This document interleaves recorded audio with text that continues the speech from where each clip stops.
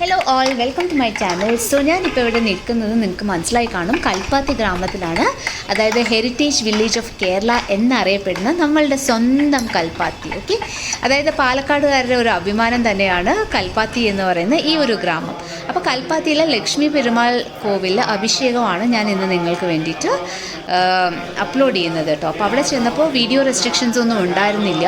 അപ്പോൾ കൽപ്പാത്തി രഥോത്സവം മിസ് ചെയ്യുന്നവർക്ക് വേണ്ടിയിട്ട് ഈ ഒരു അഭിഷേകം ഞാൻ അപ്ലോഡ് ചെയ്യാണ്.